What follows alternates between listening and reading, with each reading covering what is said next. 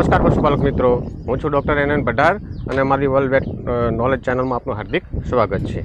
હવે આજે એક હું એવા ટૉપિક વિશે વાત કરવા જઈ રહ્યો છું કે ઘણા પશુપાલકોને વિશ્વાસ નહીં આવે કે આવું બી થઈ શકે છે।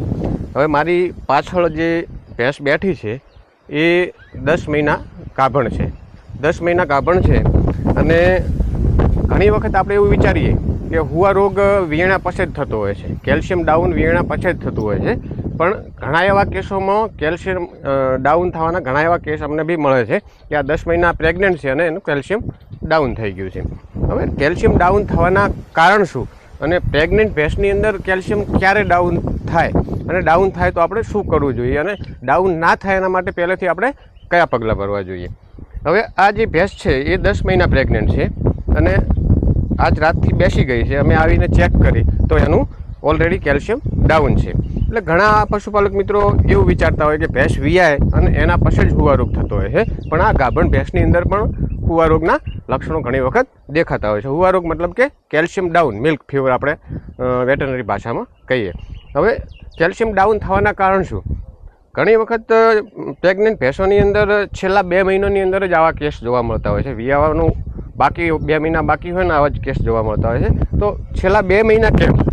તો છેલ્લા 2 મહિનામાં બચ્ચાનો વિકાસ બહુ ઝડપી થતો હોય છે અને બચ્ચાનો વિકાસ બહુ ઝડપી થાય એટલે બચ્ચાના વિકાસ માટે અને આના હાડકાના વિકાસ માટે કેલ્શિયમની ખૂબ જરૂર હોય છે।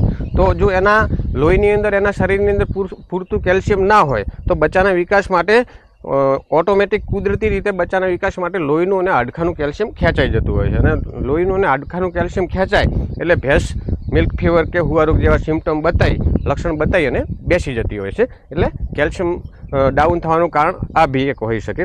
બીજું કે છેલ્લા 2 મહિનાની અંદર એનું જે ખીરું દૂધ છે, કોલોસ્ટ્રમ, ખીરું દૂધ બનાવવા માટે બી કેલ્શિયમની બહુ જરૂર પડતી હોય છે। હવે ખીરું દૂધ બનાવવા માટે કેલ્શિયમની જરૂર પડે અને બોડીની અંદર પૂરતું કેલ્શિયમ ના હોય અને ખીરું દૂધ માટે અને બચ્ચાના વિકાસ માટે કેલ્શિયમ ખેંચાય તો બી મિલ્ક ફીવર થઈ અને કેલ્શિયમ ડાઉન થઈને આપણું પશુ બેસી જતું હોય છે।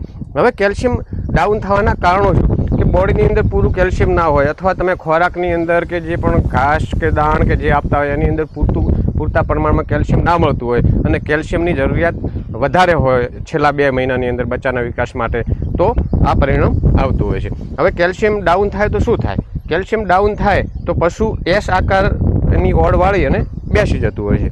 બીજું કે એને ચાલવાની અંદર તકલીફ થતી હોય, લથડતી ચાલતી હોય છે। ત્રીજી વસ્તુ કે વધારે કેલ્શિયમ ડાઉન થાય એટલે એ ઊભી થઈ શકતી નથી અને બિલકુલ પોદલો કરતી નથી, પેશાબ કરતી નથી, વાગોળવાનું બંધ કરી નાખે, એનું ટેમ્પરેચર, શરીરનું જે ટેમ્પરેચર હોય ડાઉન થવાનું ચાલુ થાય અને નોર્મલ કરતાં પણ વધારે ટેમ્પરેચર ડાઉન થતું હોય છે। હવે ઘણા પશુપાલક મિત્રો એવું વિચારતા હોય કે ગાભણ ભેંસની અંદર હુવા રોગ થાય, પણ ગાભણ ભેંસની અંદર બી હુવા રોગ થઈ શકે છે। એને થવાના કારણ કે કેલ્શિયમ એને આપણે પૂરું આપેલું ના હોય, સારો ખોરાક ના આપેલો હોય તો કેલ્શિયમ ડાઉન થવાના પ્રશ્નો થતા હોય છે। હવે કેલ્શિયમ ડાઉન ના થાય અને આવું પરિણામ આપણે ના આવે તો એના માટે શું કરવું જોઈએ? તો એના માટે એને જે શરૂઆતના સ્ટેજથી કરી અને જે લાસ્ટ એનો જે 2 મહિના છે તો એને વ્યવસ્થિત મિનરલ મિક્સચર ચાલુ કરવું પડે, જે સારા કેલ્શિયમ જેની અંદર હોય એનો ખોરાક આપવો પડે તો કેલ્શિયમ ડાઉન થાય નહીં। હવે ઘણી વખત મેગ્નેશિયમનો રેશિયો આગા પાછો થતો હોય બોડીની અંદર, ફોસ્ફરસનો રેશિયો આગા પાછો થતો હોય અને ઘણી વખત વિટામિન ડીની ઉણપ બોડીની અંદર હોય તો બી કેલ્શિયમનું જે મેટાબોલિઝમ છે એ વ્યવસ્થિત રેગ્યુલર થતું નથી।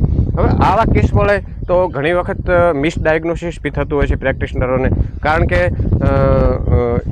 અમુક પ્રેક્ટિશનરો એવું વિચારતા હોય કે હવે ગાભણ ભેંસની અંદર હુવા રોગ થઈ શકે અથવા ગાભણ ભેંસની અંદર કેલ્શિયમ ડાઉન ના થઈ શકે, તો ઘણી વખત લોકો ટેમ્પરેચર જોઈ અને સામાન્ય જે ઇન્જેક્શનો આવતા હોય, જે સપ્લિમેન્ટ, એ આપીને જતા રહેતા હોય છે, કોઈ રિઝલ્ટ મળતું નથી।